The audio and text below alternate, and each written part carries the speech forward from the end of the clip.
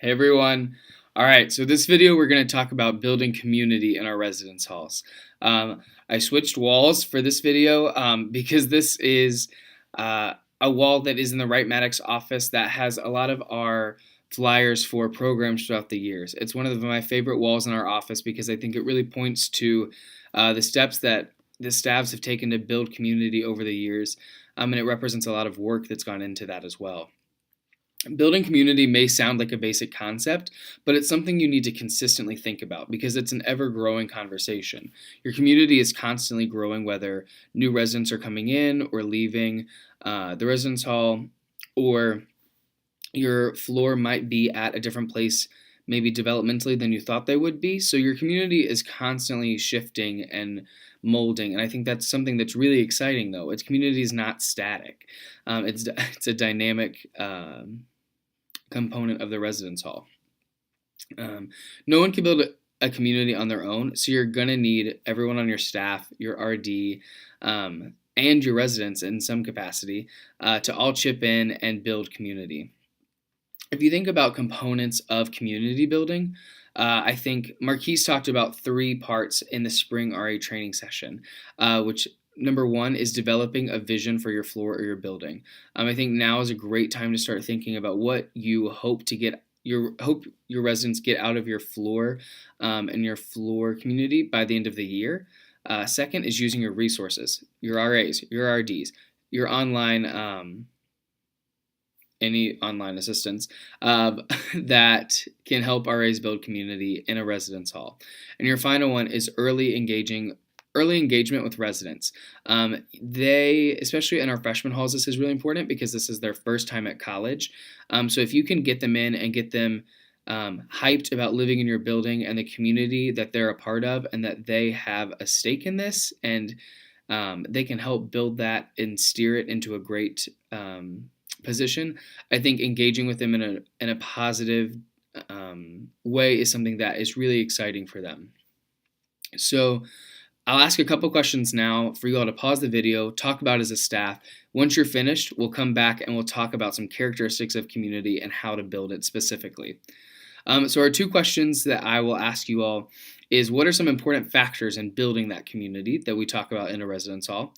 And then our second one is, what components, think about your community last year. What components of it made you feel like it was a home away from home, or what components made it not feel like that?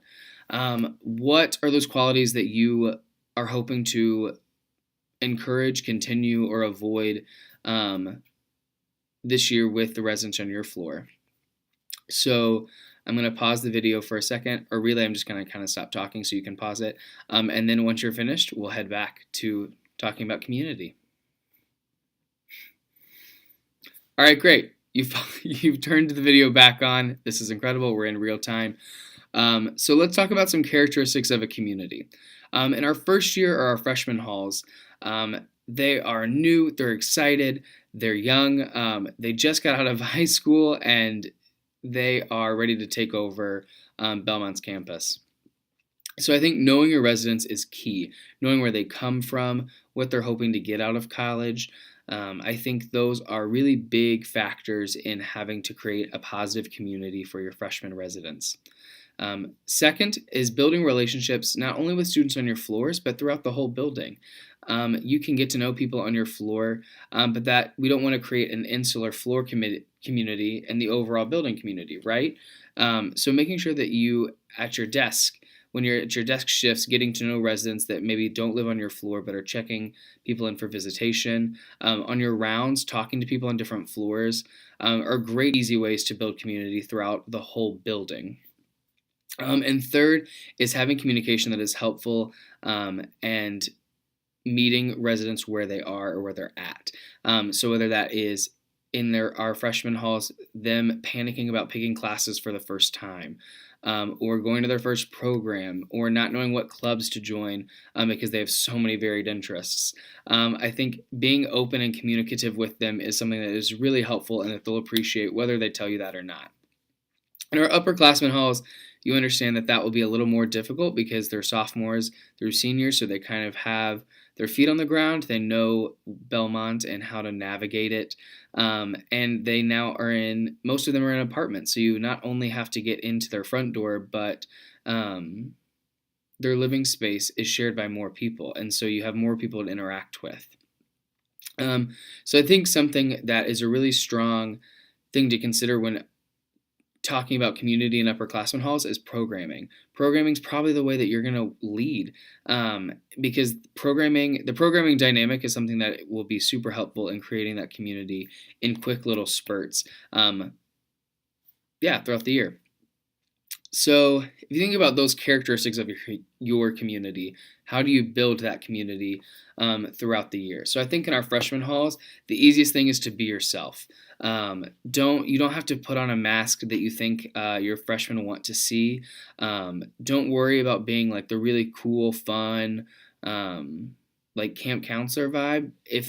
Because I think if it is an act, that's going to stop at some point because you'll get tired or you'll forget. So just be yourself. If you are that person that's super extroverted and is planning like Taco Bell runs or meals in the caf, things like that, that's fantastic. If you've got a chiller vibe and you just kind of want to invite residents to your room to drink tea or coffee and, I don't know, talk about Rembrandt, that's totally cool too. Whatever your interests are, just lead with those.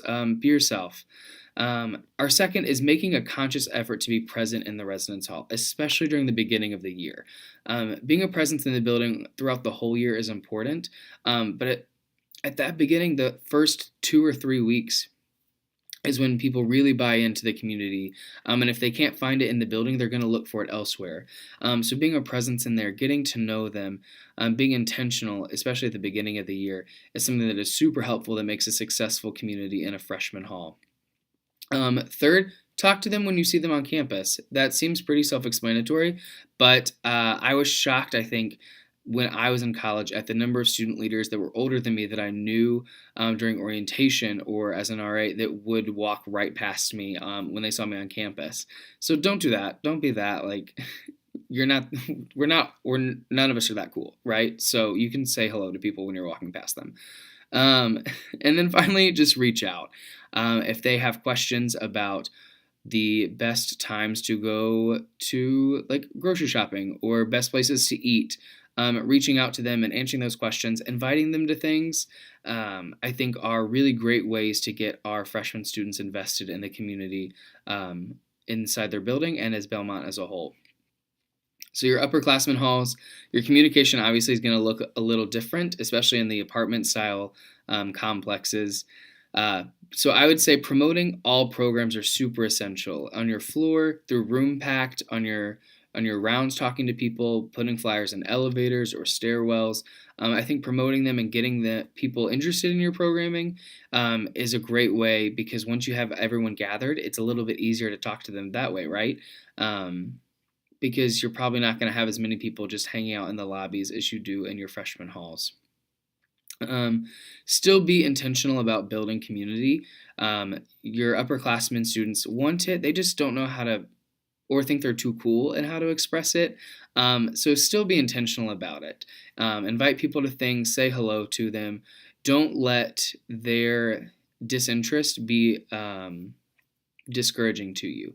You've got this. You can help build community even though they might not think it's that important. And then finally, I think in an upperclassmen hall, it's important to pour into those who are willing to receive that community. So you'll have some people that just for come hell or high water will not be interested in community at all. But some people will be really interested in it and excited by it. So really pour into those and get to know those residents a lot, because they're the ones looking and seeking out community. So just reciprocate. It's really easy. So finally, just some closing thoughts as we finish this last training video. I think, one, be patient with yourself. Community doesn't happen overnight. Trust in your abilities. You've got this. You know what you can do. You know what you're good at. Third, be confident in yourself as an RA.